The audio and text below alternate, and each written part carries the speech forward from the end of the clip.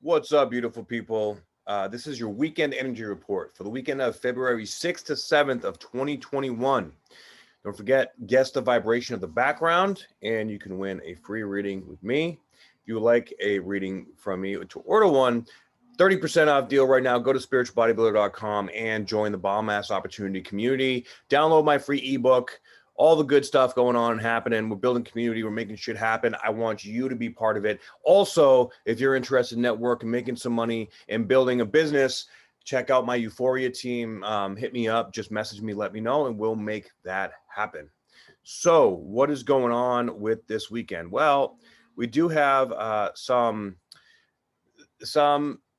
difficult yet necessary, I feel, aspects to do with really identifying a deeper level of boundaries that are required for the foundation that we're building for growth. Okay, we have Venus is now 1 degree past Saturn, which means that whenever two planets combine, the apex of the energy is right there. So it's like a buildup and they exactly conjunct. And then the faster moving planet, we move forward with moving into that next level or next layer of that energy, which means that we're looking at how we manage our money.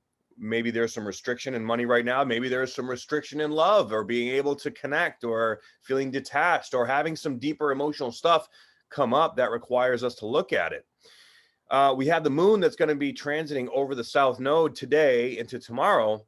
And whenever the moon, conjuncts or goes over the nodes, that's like highlighting, what we need to let go of, especially with this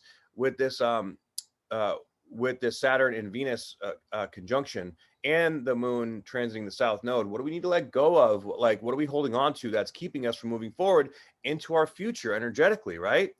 And then coming into tomorrow on the 7th, we have Mercury now at 20 degrees where the sun is at 19 degrees. So this is, of course, Mercury retrograde. We're in our head. We're, going over, reanalyzing, revisiting things. Maybe, people from the past are coming back and we're learning lessons, closing out cycles, starting new ones, and really stepping into this deeper level of responsibility, stepping into this deeper layer of opportunity. Although we may not see the benefits of the opportunity yet per se, this could be more like we have to go through these more difficult aspects, really get into the details. Maybe it's paperwork, maybe it's a deep conversation in a relationship that like there's like an elephant in the room. It just needs to be talked about. So don't avoid that because Mercury, Kazemi, the sun is a really perfect time to get it out in the open. Now, we have to watch for our triggers, of course, but that's all part of the work, right? Like to have those difficult conversations, to step into our emotional boundaries, to learn and identify how we get in our way with allowing people to cross those emotional boundaries so that we solidify the strength of our heart on this deeper level.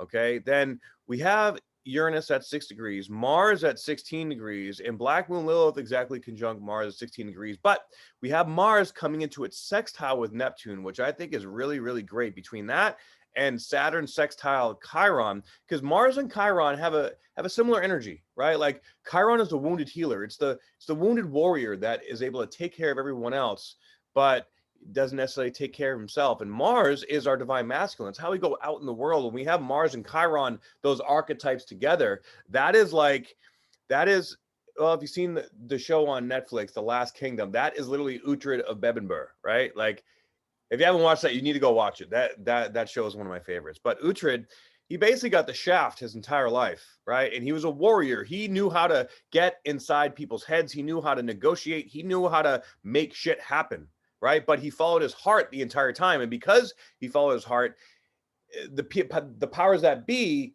felt like they couldn't control him. Because they couldn't control him, they feared him. They were worried that because he could have taken over, right? So this is about where are we not being true to our heart in our life.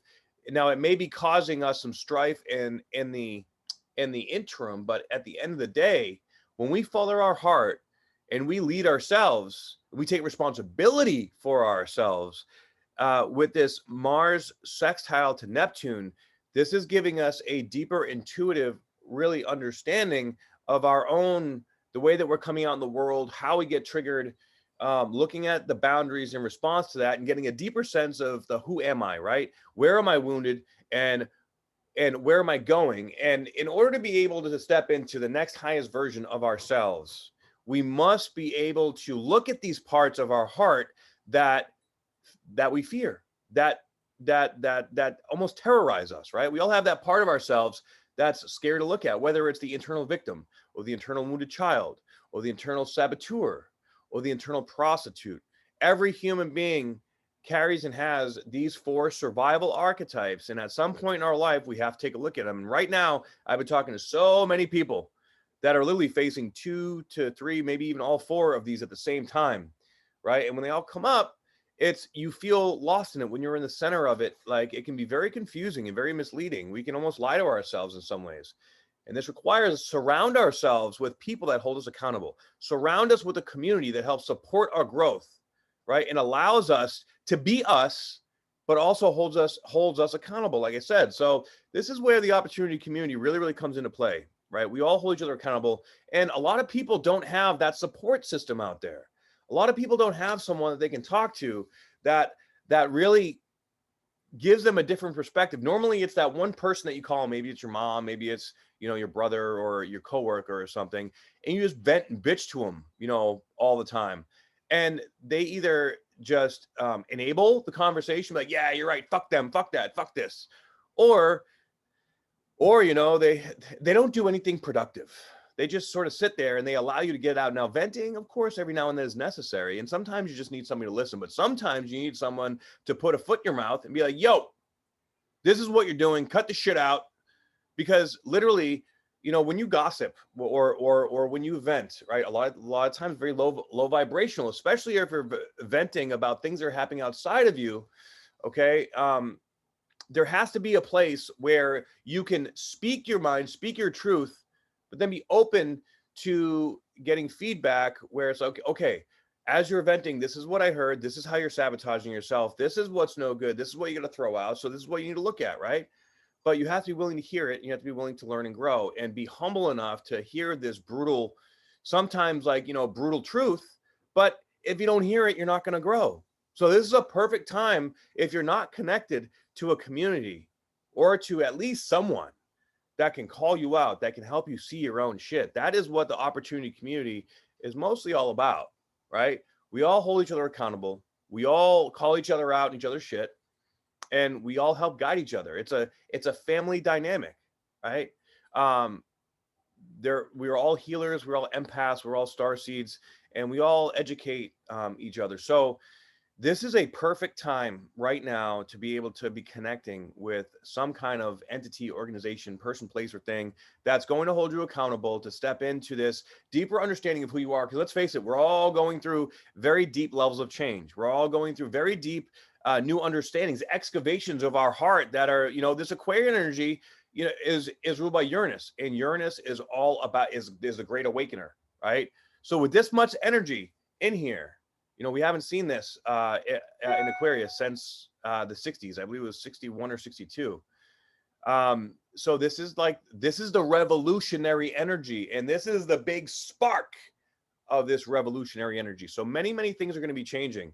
And we have to be ready and willing to shift how we operate in society, how we operate as a human being, how we operate within the whole and individually within ourselves. We need to become heart-centered. Okay, so this Mars sextile Neptune, I feel, is going to be very, very good for us really digging into our divine masculine.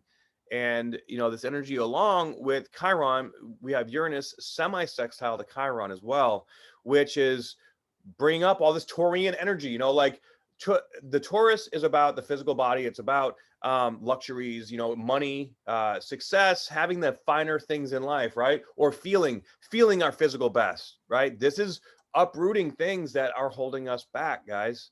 All right.